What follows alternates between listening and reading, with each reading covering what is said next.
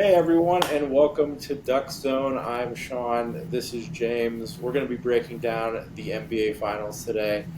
Thank you so much for tuning in. I appreciate it. We're going to try and be here as much as possible, giving you our input on all things sports. James, how you doing? Good. I think it's a long time coming. I'm excited to get this underway, and I don't think there's a better time than to start our first podcast episode than the NBA Finals. Yeah, NBA Finals always a good time. A lot of time, like it's a good time to bet on sports. I'm excited for this one. I did not see a Boston Dallas final at the beginning of this playoff season. My bracket was completely busted. What about yours? Do you predict either of these teams getting there? I'd have to look back. I think I had Boston, and I had two brackets. I had my homer bracket with the Suns that did not work out.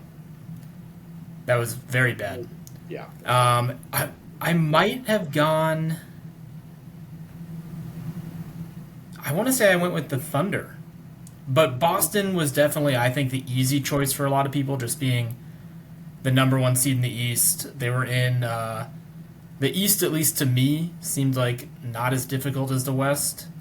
And then obviously how it played out for them. A lot of people are saying that they had a very easy path, but I mean, yeah, injuries fell their way. To play devil's advocate, you could say Porzingis was out though, so for them to get through there using old man Al Horford, I think is pretty impressive. But I don't know. You can't predict injuries, so I think it's a little unfair to say that they had an easy path. They also were the number one seed, like I mentioned, and had like a pretty historic offense, so they've kind of deserved it all season. yeah. I mean, unfortunately, my finals was bounced right away. I had Milwaukee and Phoenix, so I was done right from the start, which is unfortunate. But hey, that's why we play the games. Rematch of I know it rematch of would have been 2021. it would have been fun, but did not happen. Maybe next year. All right, so let's go. Let's jump right into it. Let's break down the series. We'll just start with probably the most. Well, it is the most important category. Points. That's what wins you the game. So, who do you think is going to score the most points in this series?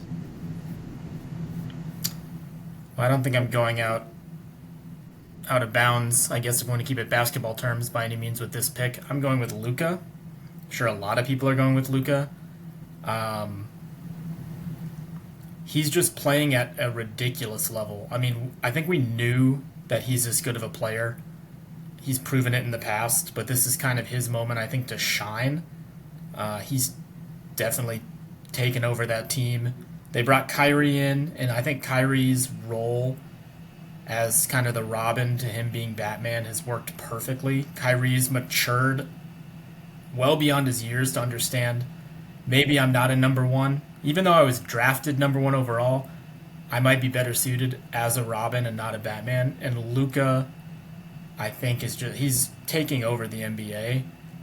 And like you said previously, had you told me Dallas and Boston was going to be the finals, even just a couple weeks ago, I would have been like, oh my gosh, like, okay, that's not really that interesting. But with what I've seen out of Dallas and their role players, and again, Luca, who I think is going to score the most points, we might be in for a hell of a series.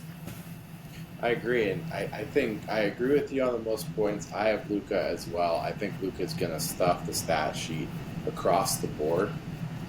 So I have him as the most points scored in the series. Transitioning into our next category, I actually have him also as having the most assists in the series. I just think he's going to stuff the stat sheet, control that side of the ball, and just roll through it. Do you agree with me on that, or do you have someone else for the assists?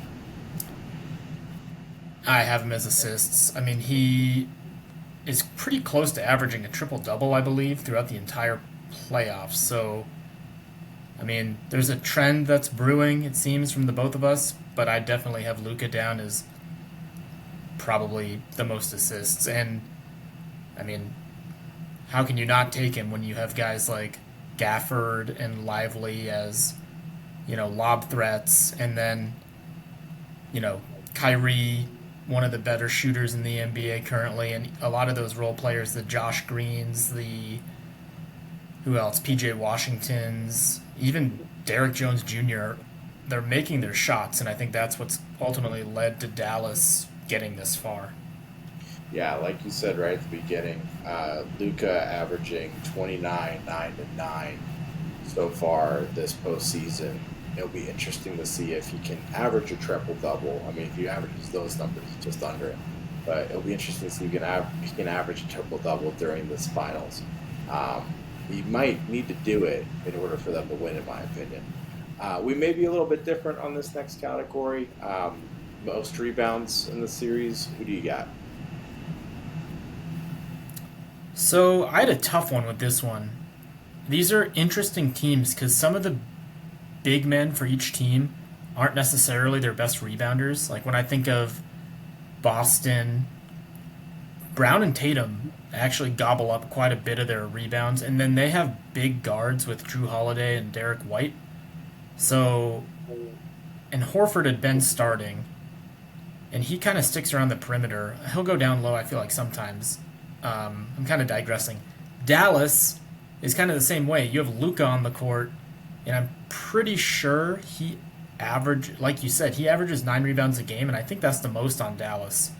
Even when you have, a 7-footer in Lively and a 6'10", 6'11" guy in Gafford.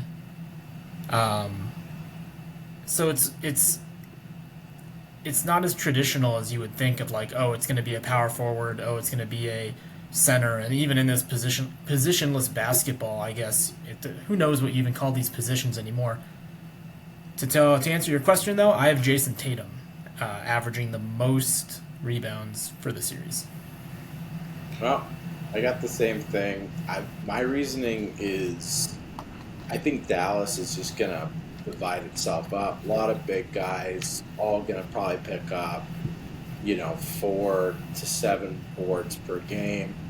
So they're going to kind of divide it up. And then just throughout the season, Tatum has been he gobbles up those boards. So I think it's a safe pick. I'm going to go with Tatum. We'll go to the next one. Who's going to be your X factor in the series? So I put 2 guys down. I wanted to kind of leave it open-ended so no one really knows who I'm picking yet for my prediction. So I'm going to go into an X factor for each team. First, I'll go with Dallas, and I don't know if you have, Sean, do you have two X factors or just one? I just got one. I got one. Yeah. You just have one. Okay. Well, I'll go with my Dallas one first, and we can switch to you, and then I'll come back to my Boston guy. But so, anyways, for Dallas, I have PJ Washington. I think in the last series, there was a couple times he led the team in scoring. So you look at Dallas, and immediately you're like, oh, it's top heavy. You have Kyrie and Luca. That PJ Washington trade, I think, was huge for them. It brought over a stretch 4 and a guy that Luca can rely on to, knock down some threes. And I think that if Dallas wins this series, yeah, they need Luka to ball out, but I think the role players need to be huge for Dallas. So rather than just give my X factor as the Dallas bench or the Dallas role players, I think PJ Washington is going to be an X factor for them. Who do you got? So I got my guys from Boston. I have Pritchard. He's a Duck, so I would shoot for the Ducks, but I think he's going to be key beyond the hitting threes.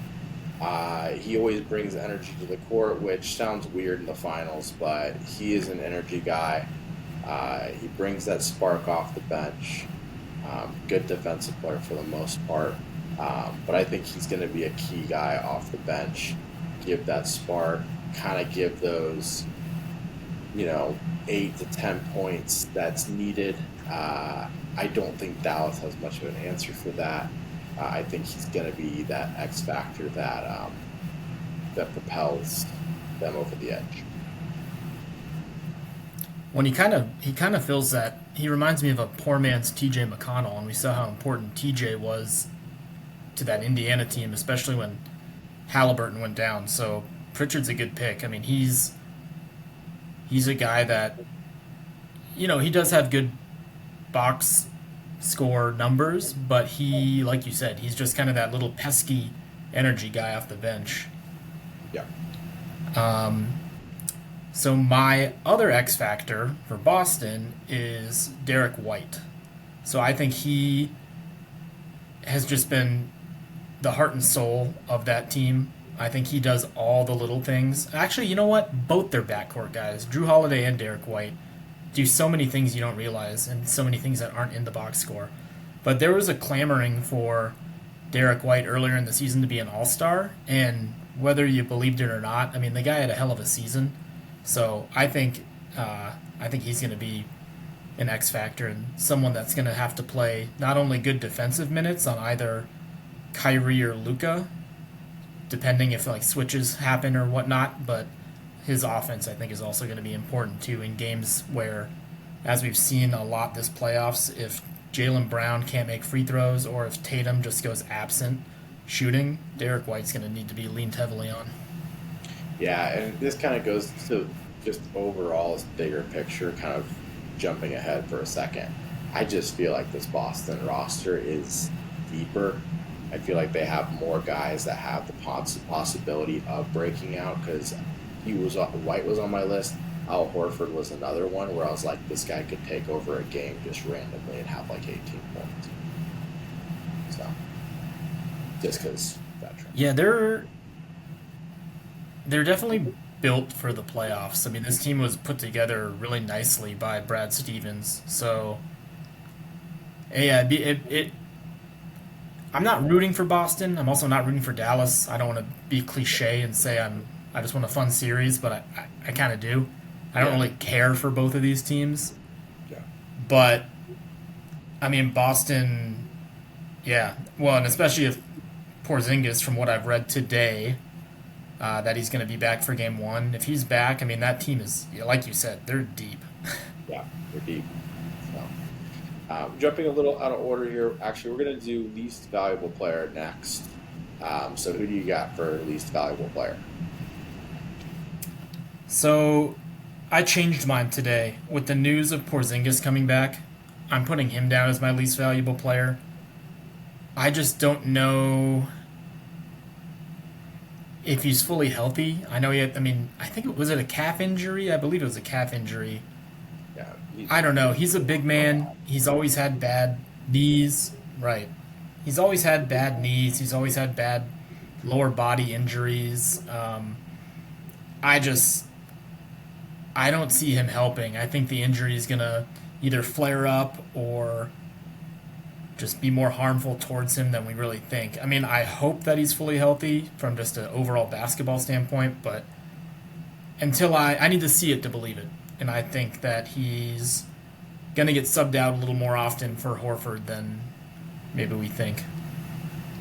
Yeah, mine is I actually think Kyrie's going to choke in Boston. So, I think he's going to have a few games that are just not good.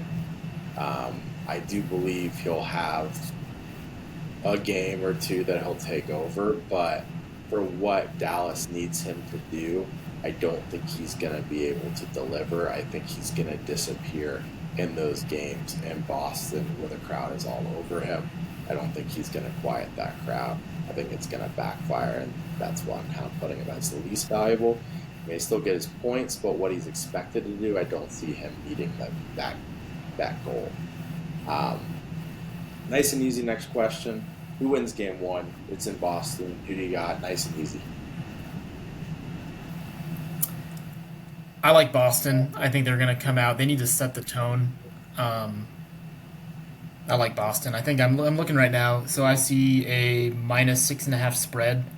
If I were a betting man, I don't think I would take that. I think it's going to be a close game just because both teams are going to be feeling each other out. But I like Boston at home, game one. Yeah, I have a real hard time believing Boston not winning game one. I don't see it. 6.5 is a lot of points, but I pound the money line, whatever it may be at this point, because I just don't see Boston losing game one. That crowd's going to be too excited. Yeah, they're looking for their first championship in 2008. I don't even quick math, can't even think. It's been a while since they've won one. They're going to be excited. And I think this is really the first one that they've been favored in since then, because they definitely were not favored in the Warrior series. So this is their first one that they're really going in with, you know, being the crown favorite. All right, this is the big question. What's the outcome? Who wins the series? How many games? What are you calling, James? So I have Dallas in 6. I think they're.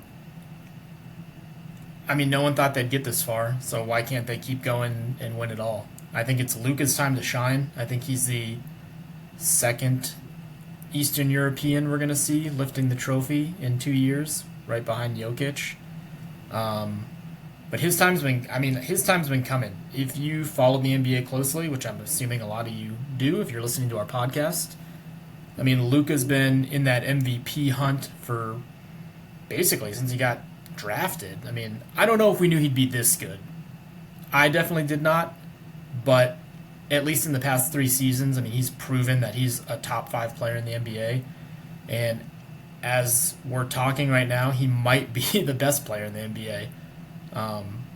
Just from an overall standpoint, I mean, literally can do it all. I mean, he's not to compare him to LeBron by any means, but he literally puts up LeBron type numbers. So I think it's Luka's time to shine.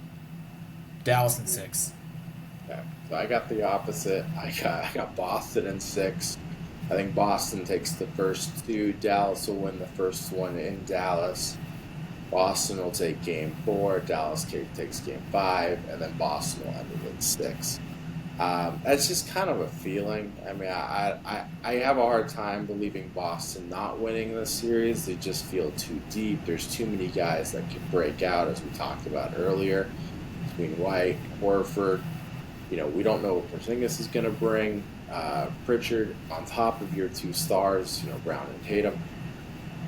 I just feel like there's too many angles. They've been there before. A lot of these guys, it's an older roster. They've been to the finals before. They kind of know what to expect. That experience factor plays a big one. I think the Boston crowd, those games in Boston are going to be tough for Dallas to win. So I got Boston in 6, and to bridge it, I'm taking Tatum as my MVP because I just think that's a silly pick. Yeah, I'm gonna go Tatum. I think behind Luka dominating, you know, the overall points, assists. I think, you know, Tatum's gonna really run all the stats or lead a lot of the team stats on the Boston side. So I'm going Tatum as my MVP. Have we ever seen an MVP from the losing team? I remember there was one year, I want to say when the Warriors beat the Cavs and LeBron had a crazy series. It was way long ago. It hasn't happened since. Oh man, I Okay. used to know this. It was like the 70s. I want to say it was like Elgin Baylor with the Lakers. It was way back. But yeah, Okay. James almost did it. And oh my god, that was not that long ago. He didn't get the MVP. He could have. There was a little argument for it. Sick. I think Durant got it or something. Yeah, I think that was so 2016. I want to say is when the Cavs won it. So maybe it was 2015 or It, 27. I don't know. it There was was that 15 or three-peat. 17. It was one of those 2 years where you're right. He dominated, and it was like there was a massive debate about it. And but I think they also got rolled. Like they lost him like 5, but it was like one of those weird things that they Yeah. got him killed. But like he averaged I think a triple double in that final. So in case you couldn't guess, I'm going with Luca as my MVP. And if I have Dallas winning it, and Luca's going to score the most points and have the most assists, he might as well be lifting. Is it the Bill Russell Award? I think it's named after Bill Russell. No idea these Maybe days. I'm wrong. I don't know. But I've lost track. but So, yeah. yeah. Well, anyways, I have Luca as MVP. I just think, I mean, one, we've kind of touched on it. If Dallas wants to win the series, they're going to need a dominant performance out of Luka. So if indeed he's going to lead, I mean, if he leads the series in points and assists and then Dallas wins, I don't see how you don't give it to Luka. Um, it should be fun though. I do think it's going to be fun. Game one's going to be rowdy. I feel bad for Kyrie. He's going to get abused by those Boston fans, but Yeah. I guess we'll see. I don't have too many other final thoughts. I just want to get the series started and see how game one plays out because I think that's going to give us a lot of answers to see how the rest of the series is going to go. Yeah, I'm definitely itching for game one just to have something different to watch other than I don't even know what's on right now. Baseball, Australian Open, stuff like that. Yeah, WNBA. Talk not about much. Caitlin Clark. She's in the news Yeah, a lot, yeah, but it'll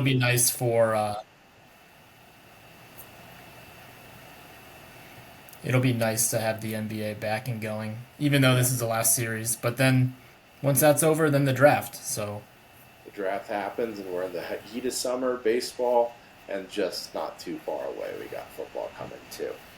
Guys, thank you so much if you've made it this far. I appreciate it. This is our pilot episode. Please subscribe, hit the buttons down below. If you have any questions or comments or want to put what you think is going to happen in the series, comment down below, guys. Thank you so much for coming in. I appreciate it. James, anything else? Or are we good? I think we're good. Sweet. All right, Take care, guys. everyone. Until next time. Thank you so much. Thank you for the support. See y'all later.